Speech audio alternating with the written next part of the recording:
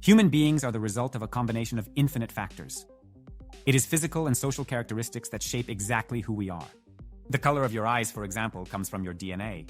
Your lifestyle, on the other hand, depends on various factors.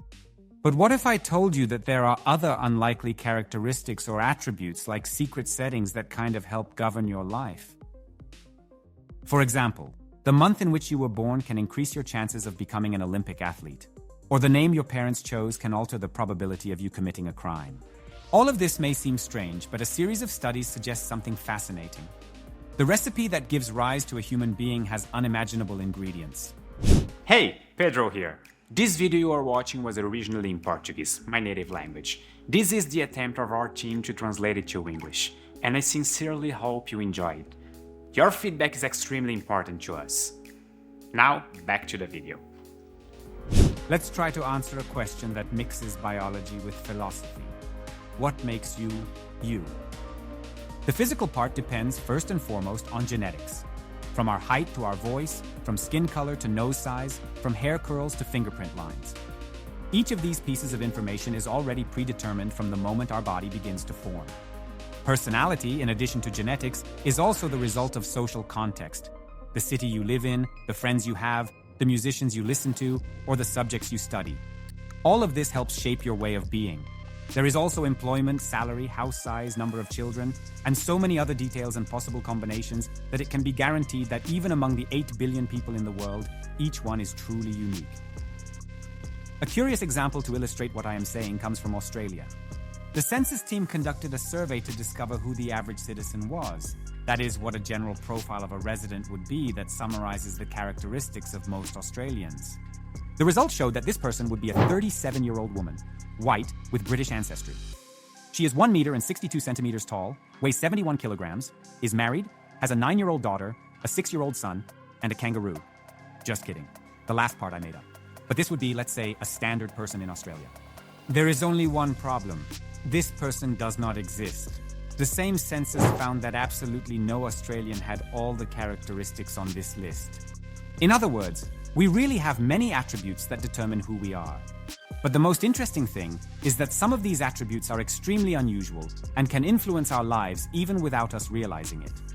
Remember when I mentioned, for example, that the month of your birth can increase your chances of becoming an Olympic athlete? I am referring to the relative age effect. And here's the thing. Normally, sports clubs divide young athletes according to their year of birth. Children born in 2010 play in a specific group. Those born in 2011 in another group, and those from 2012 in another, and so on. What happens is that, in childhood and adolescence, an 11-month interval makes a big difference in the physical development of a human being. Puberty causes the bodies of girls and boys to change very rapidly in a very short time. And with that, a teenager born in January, for example, tends to be bigger and stronger than another born in December. And then, in a basketball class, it is natural for the older boy to perform better on the court and end up standing out compared to the younger classmates. And consequently, he tends to be more encouraged by the teacher and the family, who in turn tend to invest more time and money in that young person's sports career. And this, of course, increases the chances of him becoming a professional athlete. And this is not just a perception. It is a fact proven by different studies. Take a look, for instance, at this chart that shows the birth semester of under-19 players from some of the main clubs in European football. The proportion of athletes born in the first half of the year compared to those born in the second half is truly impressive. And this same logic is repeated in many sports. The earlier in the calendar an athlete is born, the greater the chances of success in their career. So, in summary, if you want to have an Olympic medalist child, my tip is to conceive them around April. This was obviously a joke, or not. But besides the date of birth, another seemingly irrelevant characteristic that can make all the difference in your life is your name. To begin with, actually, with the first letter. And here I bring bad news for you if your name is Zoe. The further towards the end of the alphabet your name's initial letter is, the lower your grades tend to be throughout life. And this is stated by the University of Michigan, which conducted a survey with more than 30 million student grade records. The difference, of course, is quite small, just a few tenths. So there's no point in using that excuse to justify a report card full of failing grades. In fact, since the study was conducted in the United States, it refers to the initials of last names, which are used more or less like first names here in Brazil.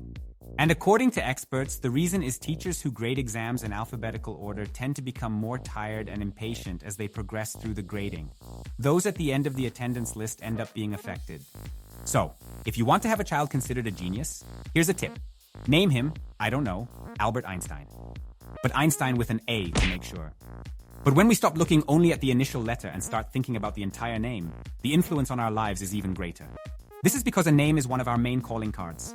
In other words, it is one of the first pieces of information people receive about us as soon as they meet us. And like any other word, names certainly also convey ideas and carry meanings. Some of this information is more obvious. From someone's name, for example, we can deduce that person's possible nationality. If you hear a name like Satoshi Nakagawa, you already imagine that it must be a Japanese person. And then, if I show you these 4 images, you will probably know whose name it is. And the best part is that none of these people exist. They were all generated on a website literally called This Person Does Not Exist. But the most impressive thing is that this can also happen even when we exclude the geographical factor.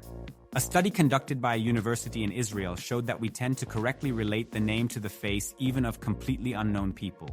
In other words, humans end up looking like the name they have. Want to see an example? Take a look at this face. What do you think this man's name is? Jacob, Dan, Joseph, or Nathaniel? These were the options presented by the researchers, and theoretically, each of them should have received about 25% of the votes, and thus, 25% of the participants would have guessed correctly by chance. But that was not what happened. In fact, 38% of the participants chose the name Dan, and the most impressive part is that they were right. Tell us in the comments if you got it right too. The authors of the article cannot explain exactly why he is a Dan.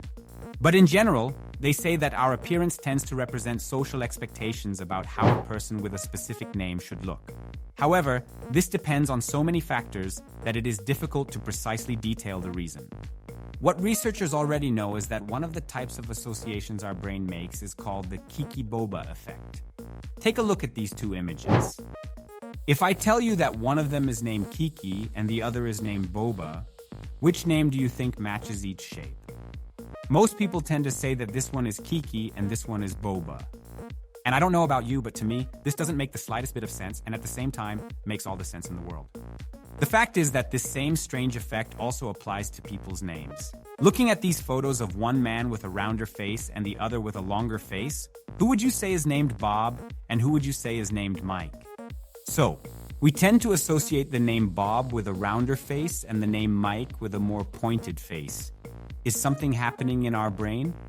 But anyway, in most cases, the images we associate with names do not cause much trouble. They are just a curiosity, like these cases I have brought up so far. But in other situations, names can be the target of prejudice. A study conducted after September 11th in the year 2001 in the United States of America showed that resumes of people with Arabic names led to fewer job interviews than identical resumes with names considered, in quotes, white.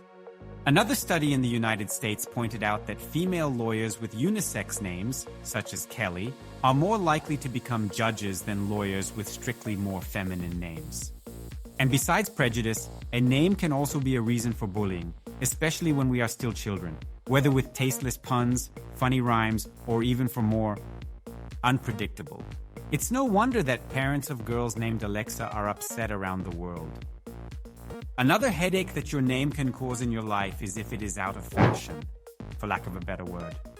German researchers observed that on a dating site, people with names considered outdated had a higher chance of being rejected. And the problem goes far beyond the difficulty of getting a date. These people tend to have lower self-esteem and even a lower level of education. For this reason, a Chinese study reached an impressive conclusion. People with certain names are more likely to commit crimes.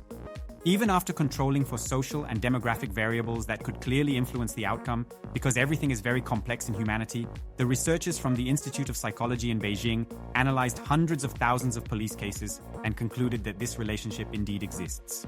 This is because names considered unpopular make people feel more excluded, which in turn can lead to a certain behavior of social repulsion and, ultimately, to the practice of crimes. But the names considered more unusual also have a positive side.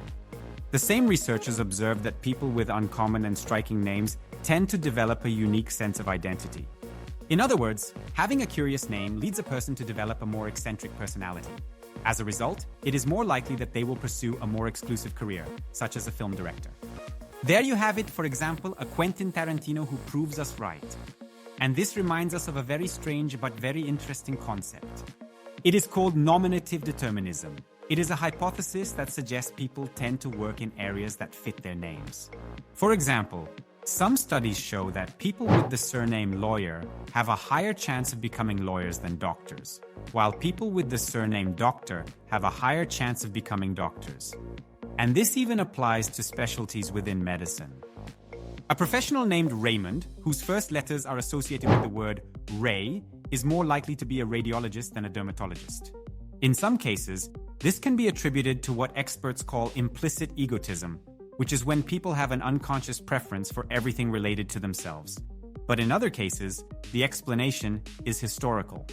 For example, people with the surname Smith, which means blacksmith in English, tend to have physical abilities similar to their ancestors who practiced the blacksmith profession. And there are also cases where it is just a coincidence. And these are indeed called aptonyms. This word describes those people who seem to be predestined. They happen to have names that sound like puns and fit perfectly with what they do for a living. It's like, I don't know, a lifeguard named Socorro Marino, or a veterinarian named Sarah Coelho. But as much as it seems like a joke, there are many aptonyms in real life. How about the fastest man in the world being named Usain Bolt, which indeed means lightning? Or the president of Nintendo, who is named Doug Bowser? And these are just a few examples. In fact, the English article on Wikipedia gathers almost 100 real aptonyms. In conclusion, as you must have noticed by now, the world of names is fascinating and full of curiosities. They are our mark, and we are responsible for becoming truly unique individuals. So, even if your name is a bit different, don't feel bad. Between advantages and disadvantages, it's not what will define your future. Nothing changes the fact that you are the one who writes the book of your life. And in the end, the name is just the way you sign that story. And that's why I want to take this video to find out who will be the channel subscriber with the most unique name of all. Write yours here in the comments and don't forget to explain its origin. Thank you very much and see you next time.